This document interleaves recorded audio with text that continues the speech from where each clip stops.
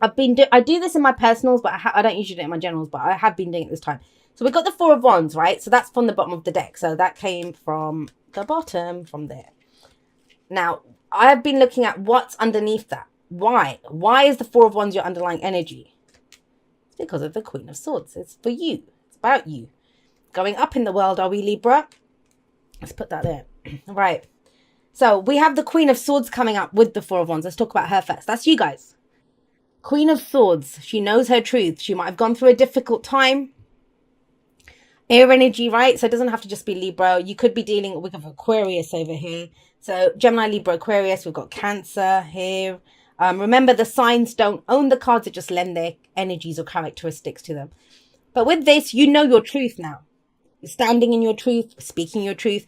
I get the sense that you're very clear on... There's a clarity here that I don't think I've seen in a while in a Libra reading. A lot of clarity.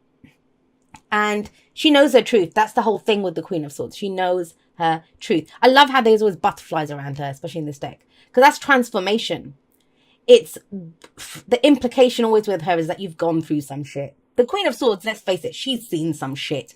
But she's turned that into knowledge. All of that experience... It's been turned into knowledge. That's why she's called the divorce queen, the widow queen, the heartbreak queen, because she's seen it all. She's been through it all. But it's given her this truth.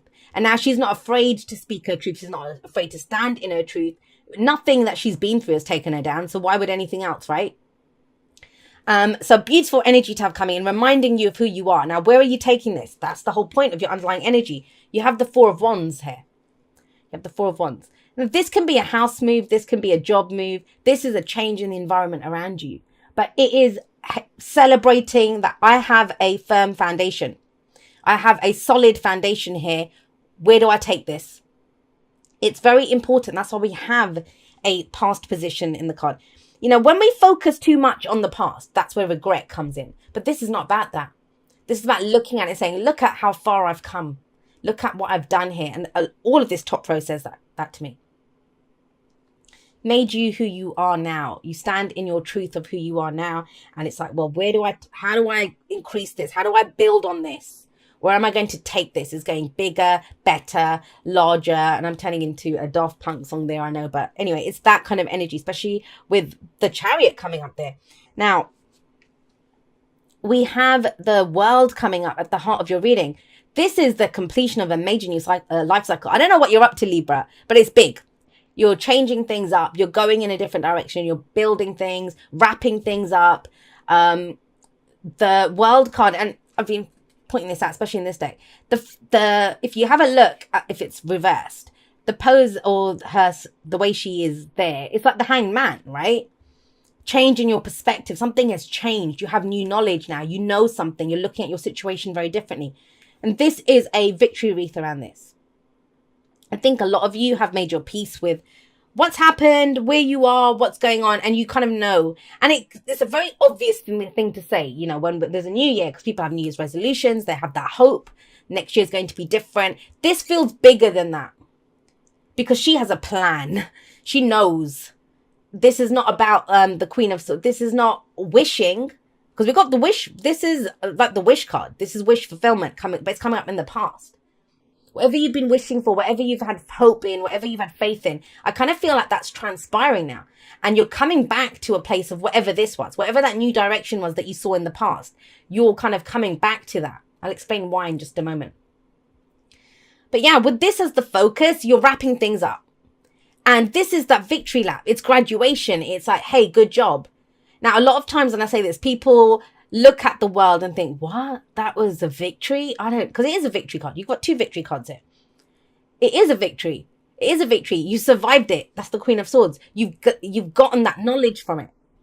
And a lot of times we don't actually know what we've learned until we get into a similar situation. And we do. Even if it's not with the same person, the same job, the same place we live, whatever. Even if it's something totally new. Everything gets revisited. Everything happens in cycles. And when it revisits, we're like, oh, I know how to do that. I know how to deal with this because I learned the lessons last time, right? In the last major cycle. A massive completion here. This really does feel like a new year reading. And if you know me and you follow me, especially on Instagram stuff, I'm not a big believer in anything truly shifting. With the years, it's like a man-made thing for me. But this year, it feels different. And the fact that our human consciousness does that, we mark it as a milestone, that's a big deal for us. So if you're one of those people that does that, this very much ties in with that. So last week, last month, last year, with the past or the foundation energy, we have the star. So this is, you've gone through the healing that you needed to. The implication always with, we're the Queen of Swords, the implication is that there's some shit that's been seen. The star card is that a tower moment happened, because that's the card that happens, is before the star in the major arcana. So whatever fell apart, whatever was destroyed, whether it's your illusions about something, whether your plans, your ideas, whatever, it's gone. It's done. Now that hope returns with the star. But the star asks you to pick a star. Which is your star? Because that's what guides you then, right? Now, I kind of get the sense that with these completions, with whatever's happening right now, you're revisiting an old dream or something that you might have been planning for a while or hoping for a while. Why do I say that? Because we have the Six of Cups. You feel ready for it now. You feel ready for this change, this shift, this new cycle that's coming in. And with the Six of Cups, it's nostalgia. It's nostalgia. It's that whole... I'm actually thinking of a Libra comes to mind who I know is going to be moving very soon. And if you think about that, this might be revisiting like the places that in the town that you kind of lived in, or thinking back, oh, wasn't that so nice? And that's the place where, I don't know, I met that person or this happened. It's that kind of energy. That's a very specific story. And if I see it, I will say it. But otherwise, when the Six of Cups comes up and we're thinking back to the past, we're looking back at this. Whatever that star was that you had focused on before. And you might have thought at the time that it's so far away. It was only hope that kept you going towards it. Now you can look back at it and think, wow, that I think some of you are revisiting that. And that's kind of inspiring you to go forward and build whatever it is that you're looking to build. Now, with the Queen of Swords coming up here, that's the other thing. You've made your peace with it. Whenever the Six of Cups comes out, we're looking back at the past with rose-tinted glasses. So even if things were difficult, which she says they were, it's like you've made your peace with it. You've learned your lessons from it. It's like, oh, I understand why that happened. I know why that happened. The Six of Cups can be us revisiting an old dream, like I said, or a wish that we had. Sometimes it can indicate someone coming back from the past. But, I don't want people to get caught up in that. You'd have an indication of this. She has knowledge. The hoping part is in the past. There's no more hoping now. It's about doing. It's about taking action. So it would be a part of your reality now. Because this is a card of reunion as well. So this could be, you know what, I actually did like it working at that job, or I do like that career, or I do want to move back to where my family is. Or, it's that kind of energy. This is inspiring us. Happy memories from the past. A kind of return of innocence. For some people, it might even be that, I want to grow my family now. I'd like to have children, or I'd like to get married, or, that kind of energy comes in. But it feels like whatever needed to be wrapped up in the old cycles, sometimes we want to move forward and we just can't. That's wrapped up. The world is saying that it's wrapped up. It's done. It is time to move forward. And this feels like that last look back, kind of like, when you're leaving your house, you're moving out, you might be going to the best place ever, but you had such happy memories there. I remember the last time I broke up with someone, and when I moved out, I was actually more sad about leaving that flat, because I loved that flat, where I lived. I loved that apartment, and I was very sad about that. But so it can be, is that kind of like one last look back. I had such happy memories there, but you're moving forward, and you are moving forward because you have the 10 of Cups coming up as a future energy. And sitting underneath the world, yes, this is the completion of that cycle as well.